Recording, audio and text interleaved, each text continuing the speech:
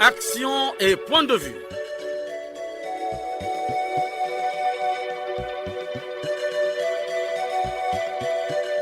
Action et point de vue. Réaction du peuple sur le développement.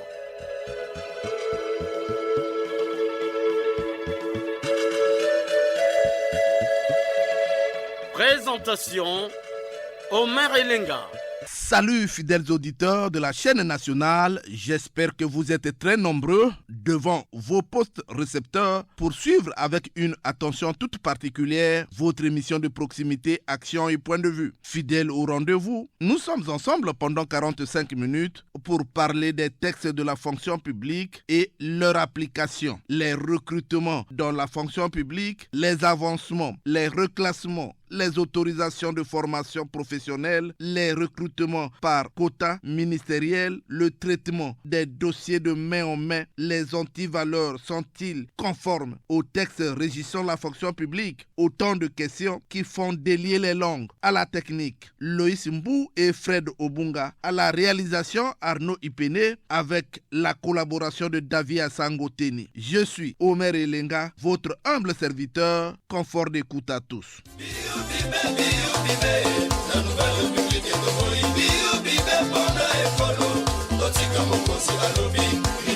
Qui anti-valeur la corruption, gabegie à bannir.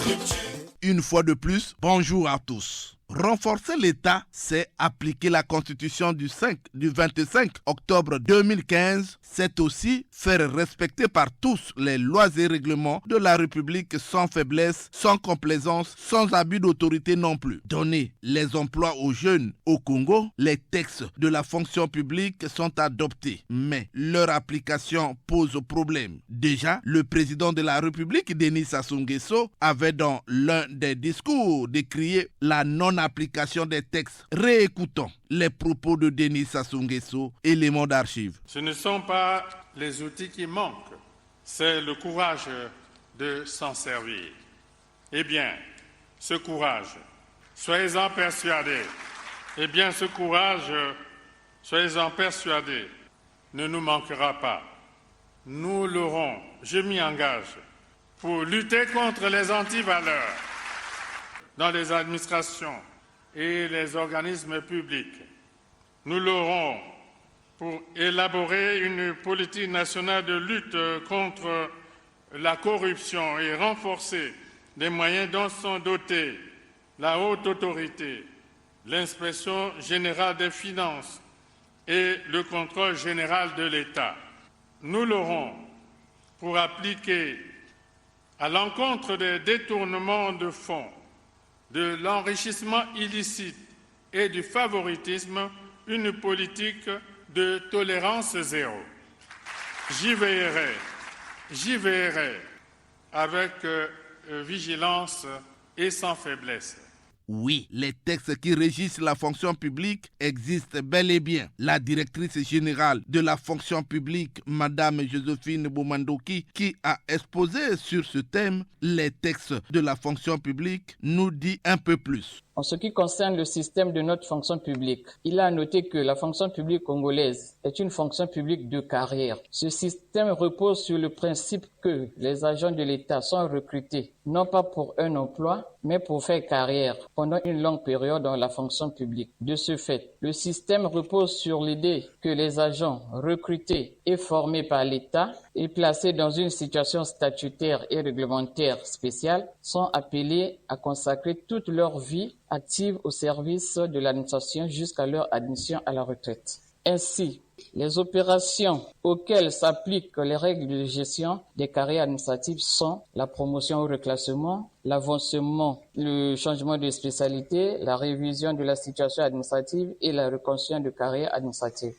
Nous évoquons les règles applicables dans chaque opération administrative, notamment en matière d'avancement, de formation, de changement de spécialité ou de transfert de corps, de révision de la situation administrative et de reconstruction de carrière. En matière d'avancement, conformément aux dispositions de l'article 139 de la loi numéro 68 2022 du 16 août 2022 portant statut général de la fonction publique, l'avancement des agents de la fonction publique comprend l'avancement d'échelon et l'avancement de grade.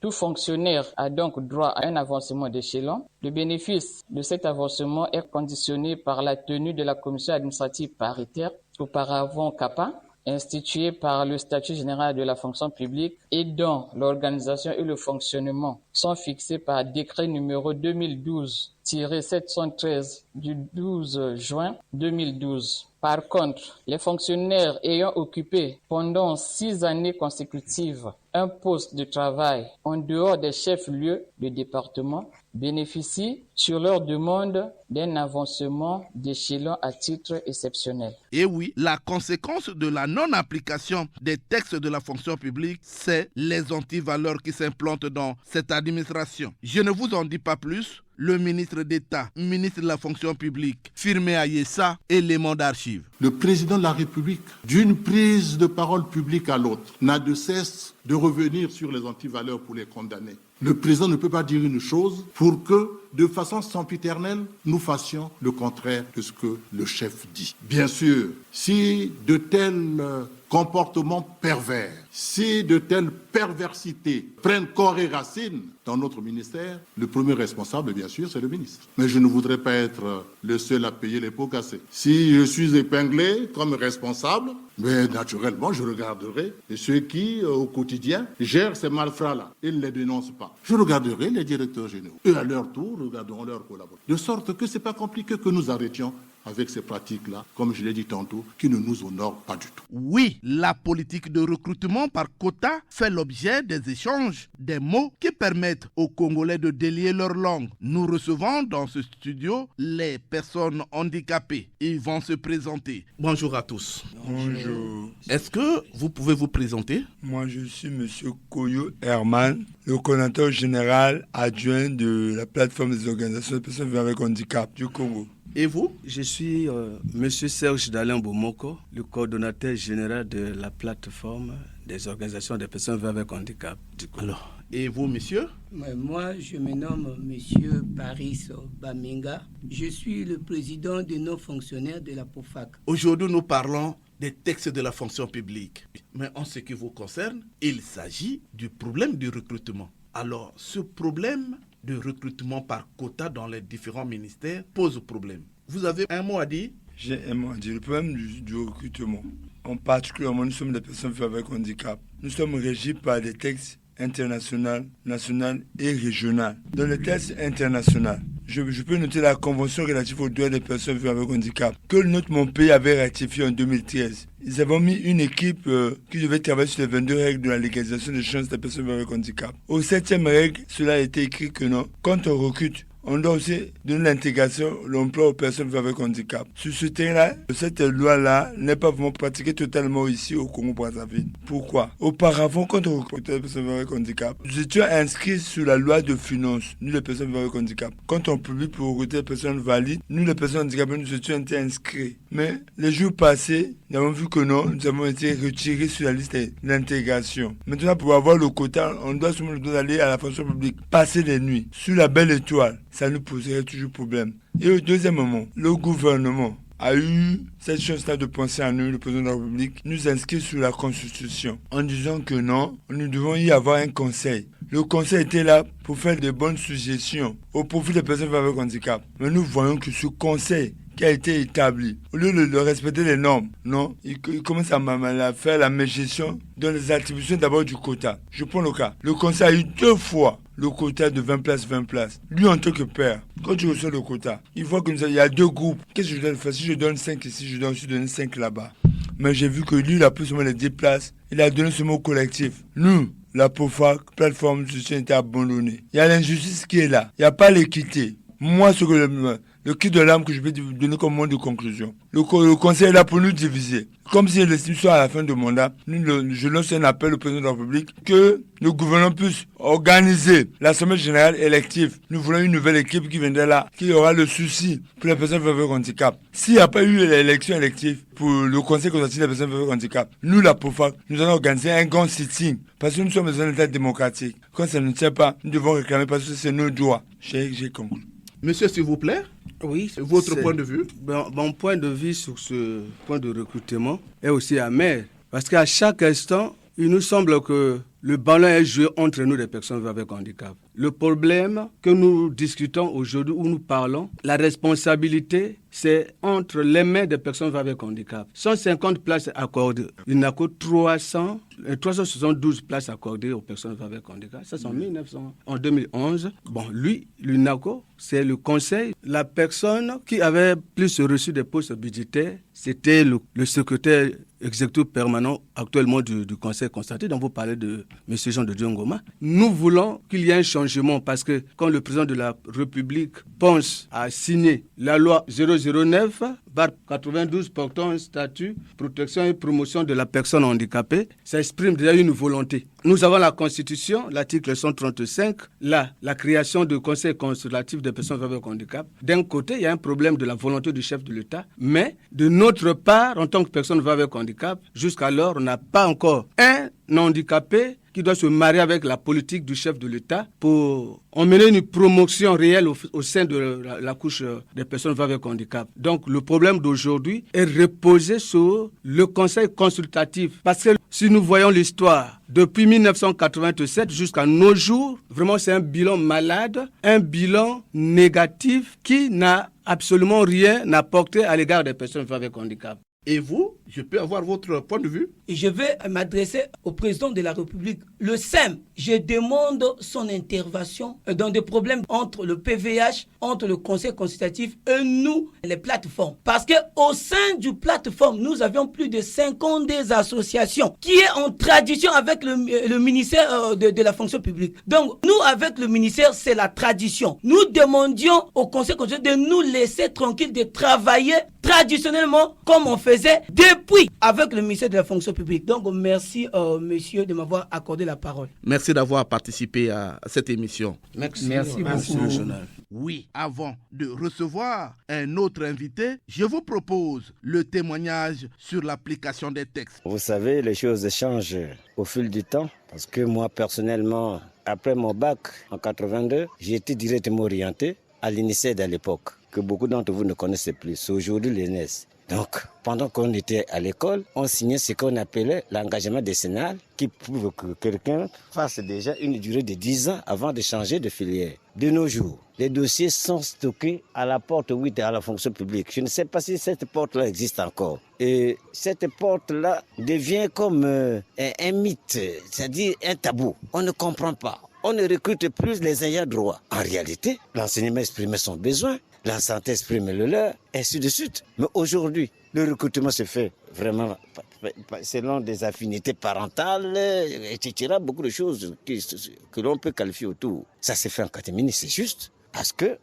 quand quelqu'un a son frère ou qui a la fonction publique, le quota n'étant pas exprimé, il vient seulement de porte en porte. Mais écoute, moi je connais un tel qui va faire ceci, qui va faire ceci, et moyennant ceci, beaucoup d'argent. Et parfois aussi, on donne beaucoup d'argent, mais le nom n'apparaissait pas. Moi personnellement, j'avais déjà donné pour 4 cas, et les cas ont échoué lamentablement, jusqu'alors j'attends. Et c'était une grande personne. On s'est exprimé au nom de cette personne-là importante de ce pays-là, malheureusement. Mes 4 cas ont échoué, et mes 100 000 sont partis dans la bouche d'un titan. Alors donc, ce sont des comportements que nous condamnons avec la dernière énergie, parce qu'après tout, la fonction publique devait faire ce tri-là, s'occuper de ceux qui ont déjà fini, puisque beaucoup de promotions s'accumulent. Alors, mais quand plus les promotions s'accumulent, moins il y a le dégoût d'envoyer les enfants à l'école. Parce que le but de nos parents était, envoie l'enfant à l'école, demain, il va travailler. Mais on envoie l'enfant à l'école, il s'admet au BMG, au bac, à la licence, à la maîtrise même au doctorat. Il est sous votre toit.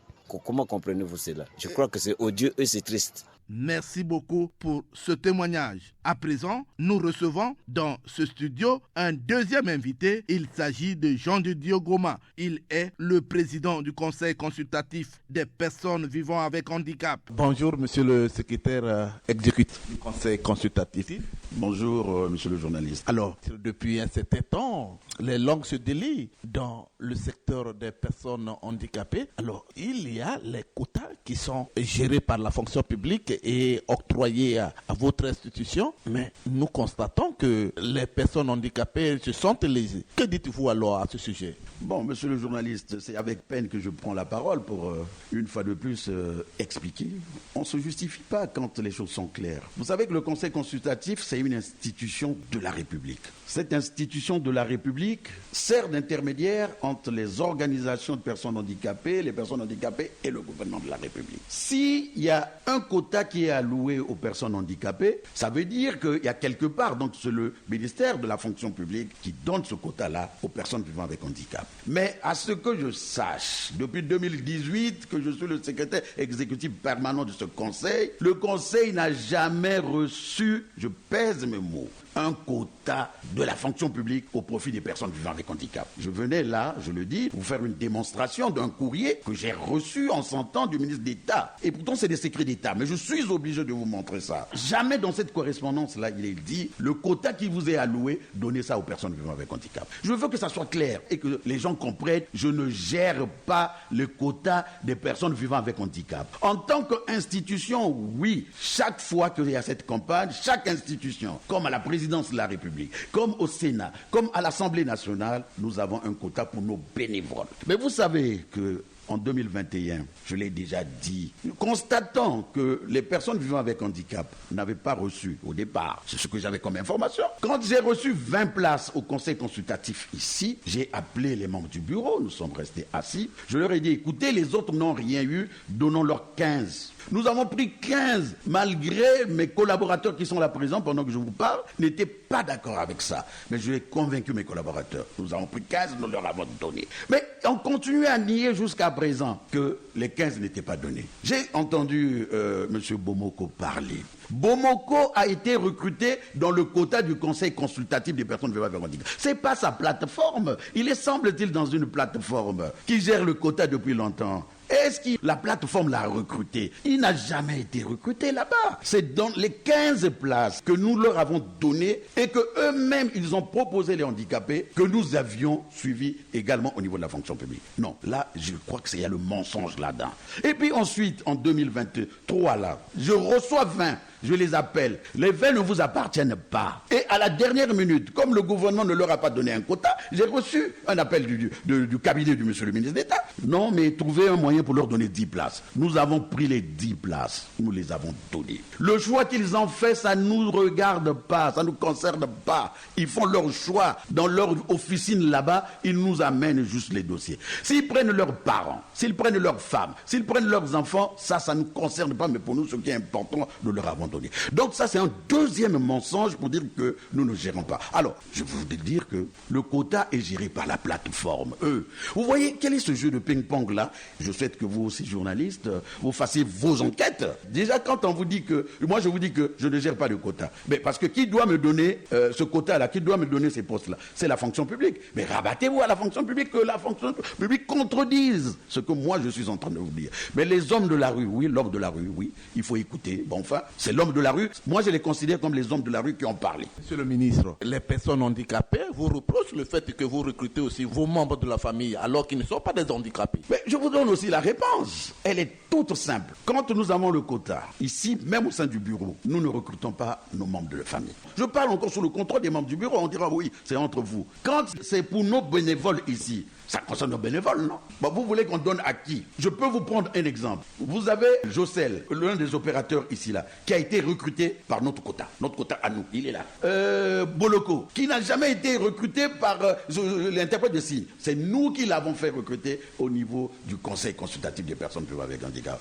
Oui, c'est vrai. Il faudrait qu'ils disent la vérité. Cette histoire de quota, c'est moi qui ai commencé ça. Ils viennent d'arriver, ces enfants-là, ils viennent tous d'arriver. Moi, je suis un doyen dans cette histoire. C'est moi qui ai commencé à négocier le quota. Il nous était arrivé, moi, de négocier en ce temps-là. Je dis, mais il y a des parents qui se plaignent parce qu'ils sont handicapés, ils n'ont pas la chance d'aller à la fonction publique, mais ils ont un enfant, dans 2 matins, ils vont... Ce principe-là a été acquis. Vous avez un enfant handicapé et que vous n'avez pas la chance d'aller à la fonction publique. S'il y a une opportunité, on comprend parce que cet enfant-là va vous aider dans 2 matins. Vous savez qu'un handicapé, quand il n'a pas de soutien, il devient pratiquement une personne pratiquement morte, passez-moi l'expression. Nous ne recrutons pas les parents. Au contraire, faites vos investigations au niveau de la plateforme. Vous allez vous rendre compte, ce sont eux qui vendent des places. Ils en vendent depuis pratiquement 2008 ou je ne sais pas quoi. Ils en vendent.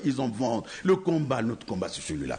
Vous savez, aujourd'hui, s'ils reviennent vers vous, c'est tout simple parce que nous sommes une institution de la République. C'est pas parce que nous sommes personnes vivant avec handicap que nous devons être au-dessus de la loi. Nous, ça nous dérange énormément de voir tout le temps ces handicapés-là qui travaillent, Bomoko travaille, Koyo travaille, qui ne vont pas au travail, ils ne travaillent pas, ils ne vont pas à leur poste de travail, mais qui drainent les gens à la fonction publique de 7h jusqu'à minuit, à des heures induites.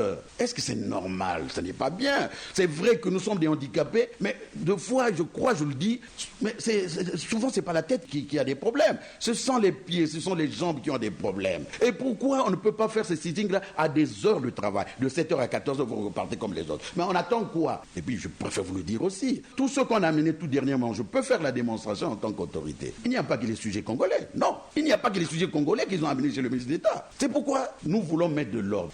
La loi organique est là, elle est claire. Le Conseil consultatif, ce n'est pas moi qui convoque le Conseil consultatif, c'est le président de la République. Monsieur le ministre, votre dernier mot? Le dernier mot, bon, moi je crois que c'est gênant tout ça, tout ce qu'on est en train de vivre là. Nous avons intérêt à mettre fin à ça. La récréation doit prendre fin. Et ça, je le dis au niveau des personnes vivant avec handicap. Et vous aussi, journalistes, aidez-nous. Aidez-nous. Ce n'est pas quelqu'un qui dort mal là-bas chez lui à la maison, il vient, il utilise les micros, et puis, bon, vous voyez, ça salit tout le monde. Nous tous, nous avons des parents, la famille et autres, les gens suivent. Ah non, il est dictateur. Mais quand vous voyez ce jeu dictateur, on m'a même traité de quelqu'un de tribal. Je suis tribal. Mais vous voyez ceux qui sont là. Il y a seulement les gars du Sud avec moi ici. Mon directeur de cabinet, paix à son âme. C'était pas un Makoyen. Mon protocole, c'est pas un Makoyen. Hein, vous voyez qu'on dise comme ça pour que les gens comprennent qu'on n'est pas tribal ici. Je ne suis pas tribal.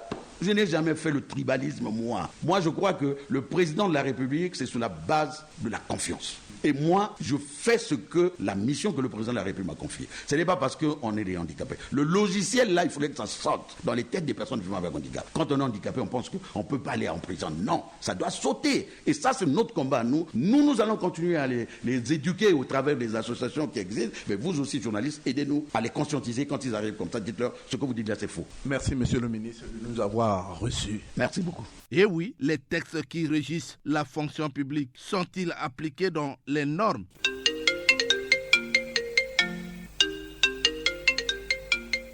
Le téléphone sonne. Il déclare: les Congolais ont soif. Les langues se délient. Le téléphone est disponible pour tous. La question du genre est ici interpellée. Allô? Allô, bonjour. Bonjour, monsieur Omer. Madame Audrey depuis Djata. Madame Audrey, vous êtes en direct sur la chaîne nationale. Aujourd'hui, nous parlons de la fonction publique, l'application des textes régissant la fonction publique. Je fais allusion au recrutement, aux avancements, au reclassement. Les recrutements sont aujourd'hui de quota en quota, de ministère en ministère. Alors, est-ce que les textes de la fonction publique nous disent cela? Monsieur Omer, moi, je me dis personnellement, si on regarde sur le terrain, ces textes ne sont pas appliqués. Hein. C'est pas vraiment la réalité de ce qu'ils disent là. C'est pas ça. Le recrutement est difficile, tout qu'on sort là, tout ce qu'on vient de citer. C'est pas facile d'accéder même dans ces quotas dont vous parlez. C'est pas des choses qui se font normalement. Le traitement des dossiers de main en main, ça vous dit quelque chose? Le traitement des dossiers de main en main, c'est ce que nous subissons nous tous. Hein.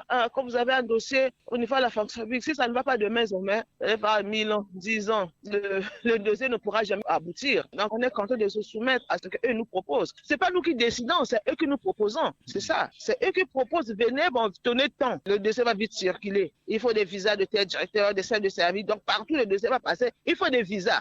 Vous allez faire comment? Pour vite avoir votre texte, vous êtes obligé de vous soumettre à ce qu'ils proposent. Le dossier qui traîne 8 mois, 10 mois dans une direction, alors ça fait combien de temps que ce dossier va sortir? Moi, je connais des dossiers de gens pour un reclassement, ça fait 10 ans. Une personne qui est partie à l'école, pourquoi on le reclasse? Il a fait 10 ans. Et tout ça, c'est la faute de qui? C'est la fonction publique qui ne nous aide pas. Il y a de ceux qui ont la grâce, ils sortent une année, quelques mois, ça sort. Si vous voulez que le test sorte le plus tôt possible, il faut que vous ayez une personne forte. En 2 mois, vous avez le test. Mais si vous n'avez personne, on vous faut 10 mois. 10 ans après, pour réclamer ce que vous avez perdu de 10 ans, c'est impossible. Madame Audrey. Monsieur le maire. Je vous dis merci d'avoir participé à cette émission. Oui, c'est à moi de vous remercier. Et là, on va à l'émission. Merci beaucoup. Allô, bonjour. Bonjour, monsieur Omer Elenga. Déclinez votre identité. Oui, je m'appelle Jean-Blaise Pionda. J'appelle depuis Madingou. Jean-Blaise Pionda, vous êtes en direct sur la chaîne nationale. Votre réaction? Ah, monsieur Omer Elenga, la fonction publique au Congo est pourrie. Je vais seulement te dire une chose pour ton information que à Kintele, on a ouvert un guichet unique là-bas. Guichet unique pour le recrutement des agents à la fonction publique. On ne sait pas lesquels qui sont recrutés là-bas. Omer Elenga, les tests d'avancement n'existent presque plus. Tenez, ceux qui sont rentrés à la fonction publique en 2008, il est encore au premier échelon. Ceux qui sont allés à la retraite en 2015, ils attendent les arrêtés d'avancement. Le dernier arrêté d'avancement au grade, jusqu'aujourd'hui, ça ne sort pas. Est-ce qu'il est retraité ou il est maltraité? Bon, il y a aussi certains directeurs départementaux qui sont sortis à la retraite depuis 2020, mais il n'arrive pas à trouver quelqu'un qui viendra le remplacer. Oh, mais c'est ce qu'est la fonction publique. Donc le type est là, il assure, il ne sait pas, est-ce qu'il assure l'intérim ou il ne sait pas qu'est-ce qu'il fait? Mais c'est regrettable. Dans la même fonction publique comme Merelinga, il y a certaines catégories de gens qui ne veulent pas aller en retraite. Il a plus de 75 ans, mais il est en fonction. Oh, mais les jeunes, l'année de la jeunesse, ils vont travailler quand? Au Merelinga. Jean Blaise. Au Sénégal, là, un jeune de 44 ans est président. Jean Blaise. Oui, Omer Elenga. Il y a un article dans les textes de la fonction publique qui dit que vous pouvez demander une dérogation ou encore un peu prolonger. C'est possible quand votre âge... Les textes là qui permettent aux gens de demander la prolongation de fonction existent, oui. Mais non, regardons d'abord le chômage qui existe. Combien de cadres ont fini à l'ENAM, à l'EMNA? Combien de cadres ont fini à l'INSA, l'UKABU? Mais non, ne faisons pas comme ça, Omer Elenga. Jean Blaise, je vous dis merci d'avoir participé à cette émission. Oh, c'est à moi, monsieur Omer Elenga. Merci, monsieur Omer Elenga. Merci beaucoup. Les langues se délient toujours. Allô? Bonjour, monsieur Omer Elenga. Bonjour. C'est bien Jean-Marie Makaya, le président du club d'écoute de Pointe-Noire 1. Je vous appelle de Pointe-Noire, donc, quartier Makayabou. Alors, votre réaction sur l'application des textes de la fonction publique? Écoutez, monsieur Omer Elenga, la thématique sur les textes administratifs d'avancement au Congo découle d'une problématique très aiguë et se traduisant, monsieur Omer Elenga, par des dysfonctionnements catégoriels. Il y a trop de griefs tout autour. On peut retenir, en exemple, l'insuffisance des textes. Quand on parle des quotas, oui, des étudiants qui attendent l'emploi, c'est vrai, mais il y a l'insuffisance des textes. L'application des rares textes qui paraissent, M. Omelenga, par une administration tâtonnante, où règne un clientélisme orchestré par certains agents véreux de la fonction publique, dont les preuves sont macroscopiques. C'est ce qui se passe aujourd'hui, M. Omelenga. Que font ces agents véreux?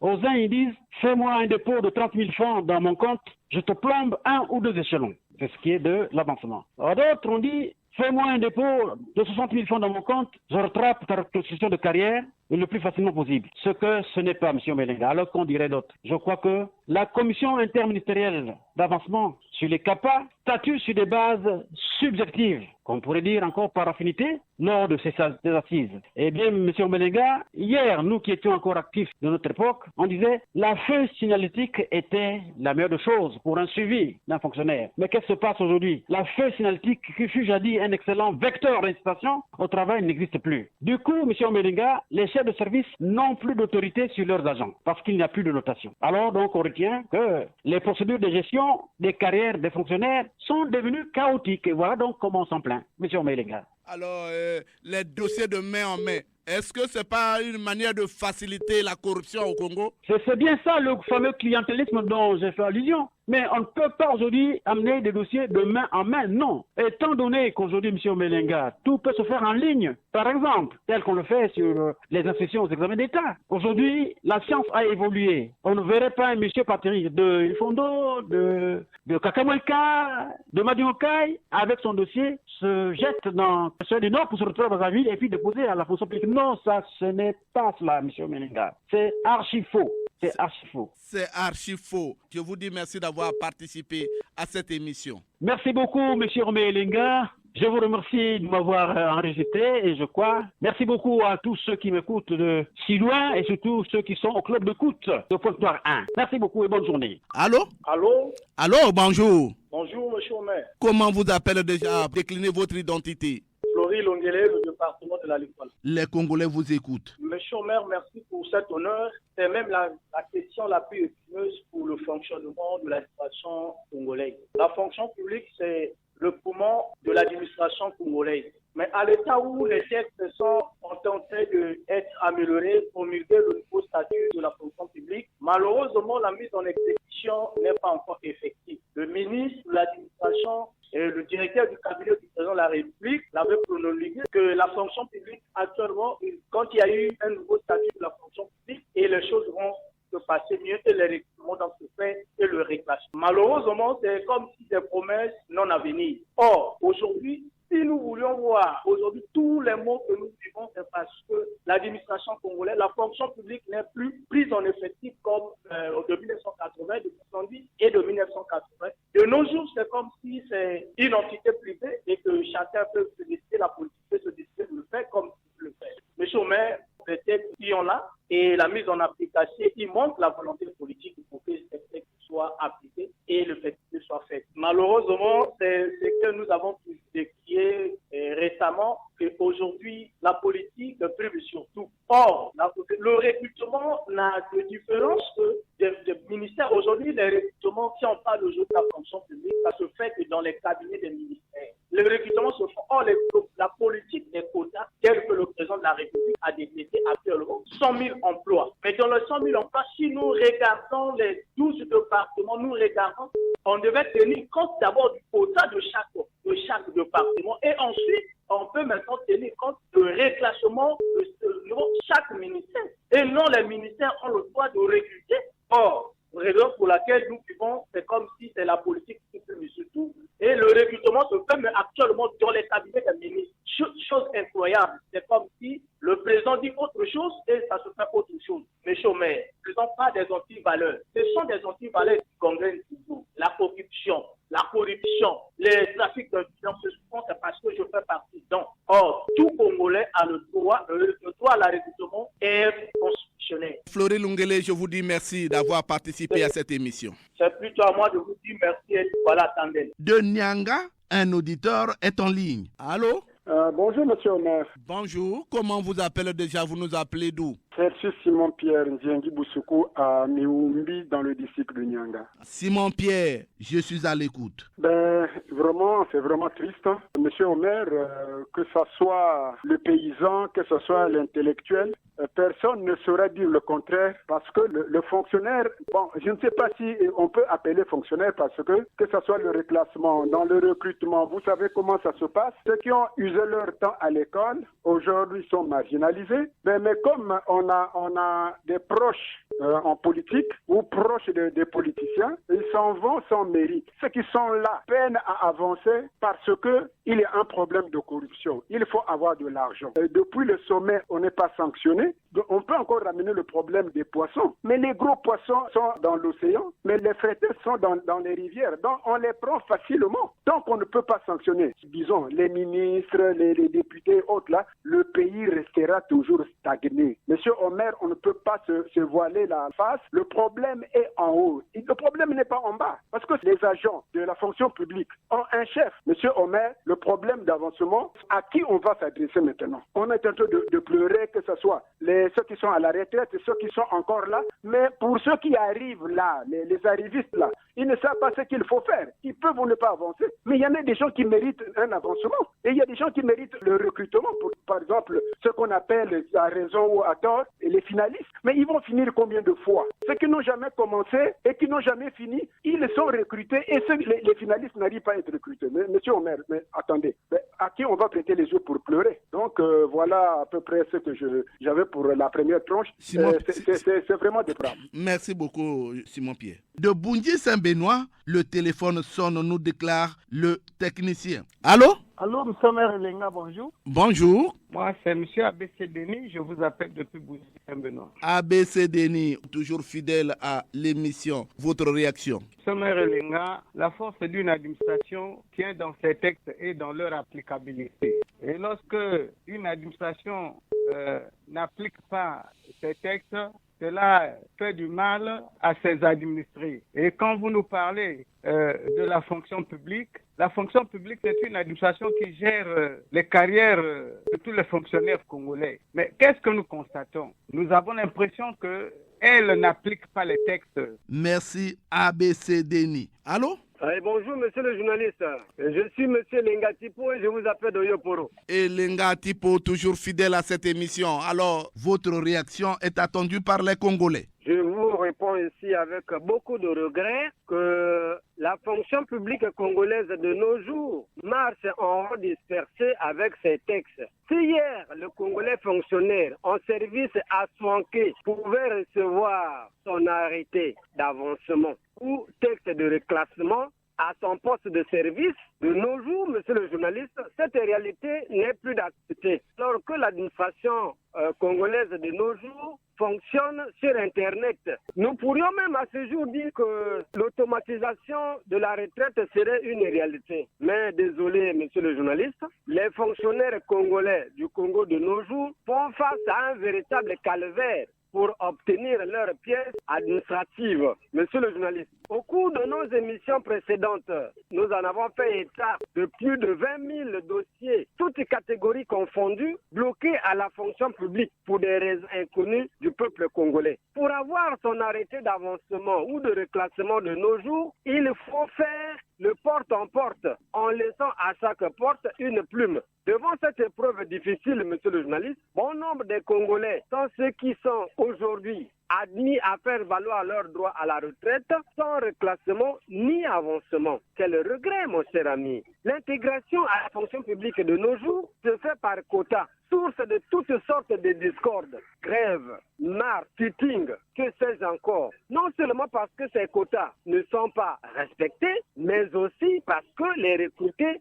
sont pour la plupart les Congolais de la haute classe et ceux qui ont des poches bien garnies. Monsieur le journaliste, ce dysfonctionnement blâmable de notre fonction publique est à combattre et à vaincre pour le bien-être du Congo et des Congolais. À tout dire, monsieur le journaliste, les textes qui régissent notre fonction publique et leurs pratiques, c'est le jour et la nuit. Bon, voilà l'essentiel de ce que nous avons pu avoir à ce sujet. Bon vent à notre émission et nous gardons toujours une pensée pieuse à notre très cher regretté Kani Okwa. Merci beaucoup, mon cher ami. Merci beaucoup. Merci, Jean Elenga Tipo. De Wesso, un auditeur fait sonner le téléphone. Allô? Allô? Allô, bonjour. Bonjour, monsieur Omer Elenga. Anissé Faustin. Anissé Faustin, je vous écoute.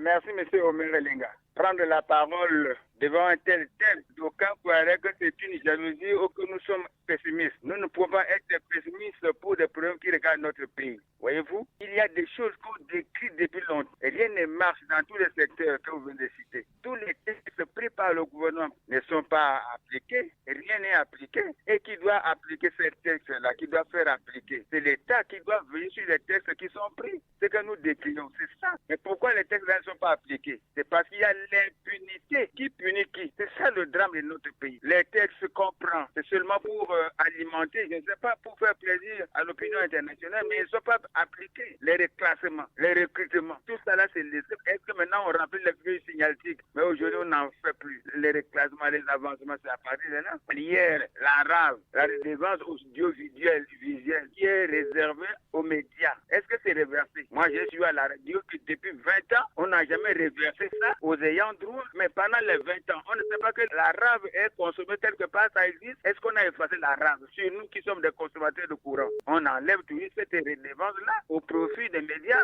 Mais est-ce que ça se passe comme ça? Mais qui doit suivre ça? C'est pas le consommateur consommateurs du courant. Donc il y a beaucoup de choses. Lorsque le président a décrété, voyez-vous. Alors, Anissé Faustin. Monsieur Omer Elenga. Je vous dis merci d'avoir participé à cette émission. C'est moi qui vous remercie infiniment. Courage pour votre émission qui délie les langues. Merci beaucoup. Allô? Allô? Allô, bonjour. Alors, comment vous appelez déjà? Monsieur Gilles Mesmer depuis Pointe-Noire. Je vous écoute. Monsieur Omer, le mot moi étant haïssable, je me permets de dire qu'au Congo, l'administration n'est qu'un mot. Aucun test au Congo n'est mis en application, sauf ce qui est politique. Même le décret présidentiel concernant l'avancement du point d'indice des fonctionnaires en retraite trouve des complications au niveau du gouvernement. Omer, dans quel pays un citoyen à qui l'administration a gardé 2 ou 3 échelons pendant plus de 10 ans et au dernier jour de sa mise en retraite, ces échelons ne sont pas pris en compte. Le citoyen perd donc toute ses promotions alors qu'il a bien rendu du service à l'État. Omer, à la fonction publique, vous avez des chefs de service ou des directeurs.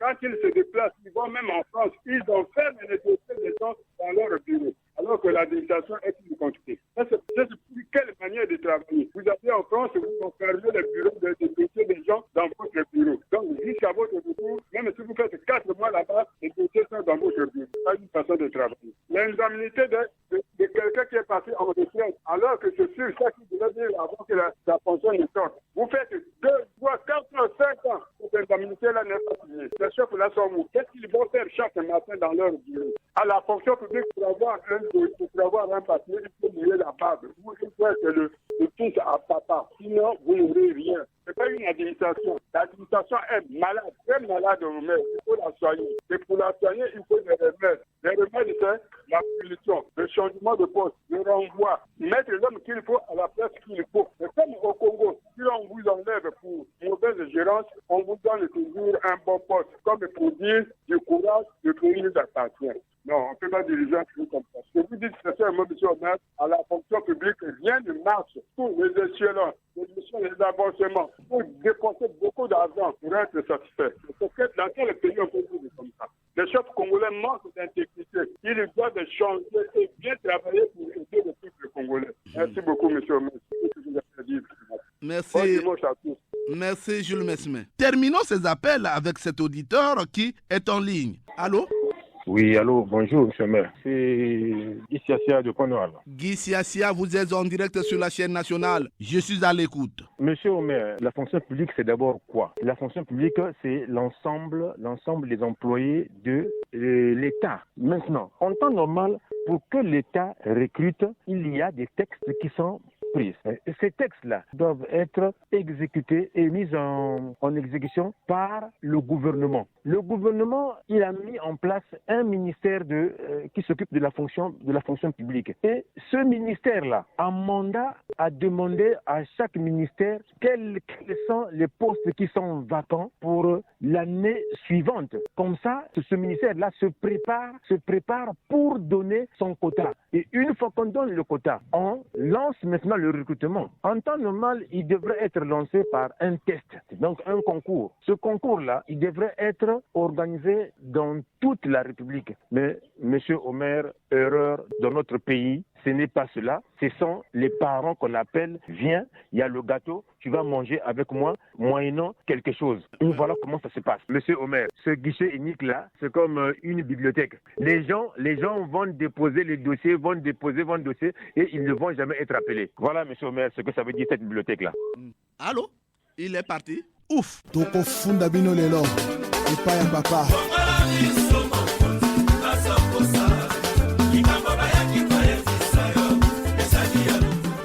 Les Congolais se sont exprimés au téléphone, leurs contributions sont enregistrées. Le Congolais Londa attend son tour. On écoute. Les réactions du citoyen Londa sont langue de bois. Nous avons des enfants qui ont fini avec leurs études, leur formation, par exemple, de la santé. Mais quand on va faire des tests à l'hôpital général, au CHU, avant que ces tests-là ne se fassent, il y a déjà une liste des admis qui ne sont même pas de la santé. Vous voyez, à l'enseignement, c'est pareil. Mais moi, je pense bien que là, la communication, vous avez des putistes qui sont là. 6 ans, 7 ans, il est là, il est putiste, il n'est pas engagé à la fonction publique. Est-ce que vous pensez que ça, c'est normal? Mais je vais vous prendre un cas de figure. Nous avons un cadet qui était instituteur. Il va passer le concours d'aller comme conseiller pédagogique. Mais il est conseiller pédagogique. Jusqu'à aujourd'hui, il n'a pas son salaire de conseiller pédagogique. Donc, il n'est pas reclassé. Et aujourd'hui, il est allé encore passer un autre concours pour devenir inspecteur. Donc, il n'a pas son salaire de conseiller pédagogique parce qu'il n'est pas reclassé. Mais bientôt, là, il va devenir inspecteur. Donc, il est inspecteur avec le même salaire d'instituteur. Est-ce que vous pensez que ça, c'est une manière de bien faire dans la fonction publique? Pour un avancement, il est fait 5 à 6 ans. Comme un dossier déjà fait depuis la base. Il monte au cabinet pour la signature du ministre. Alors que le ministre a un cabinet qui examine tout ça. Le dossier rentre chez lui et fait encore des mois et des mois pour être signé. De deux, pour les recrutements. C'est là le grand mal encore. Il faut de l'argent. Alors que hier, d'abord c'était comment? Chaque ministère qui envoie ses agents en formation, avant de venir, le dossier est déjà envoyé à la fonction publique pour traitement. La fiche directe est ainsi dévoilée. Aux autorités de tenir compte de cette fiche et de s'en servir. Les recrutements par quota ministériel, le traitement des dossiers de main en main ne sont pas conformes au texte de la fonction publique. Les administrateurs restent fidèles au texte qui régissent la fonction publique. Le détournement des quotas est un antivaleur à combattre avec la dernière énergie. C'est aussi la fin de cette production axée sur les textes de la fonction publique et leur application. Était à la technique Loïs Mbou et Fred Obunga. La réalisation était l'œuvre de Arnaud Ipene dans une collaboration de Davia Sangoteni. Omer Elenga, c'est moi. Réagissez en appelant au numéro 06 663 15 41 ou au numéro 05 521 91 97. Abonnez-vous et suivez-nous sur YouTube en mentionnant Action et Point de Vue. Prochaine production, le contrôle des commerçants évoluant au Congo. L'emploi des nationaux est-il respecté? Au revoir et à très bientôt.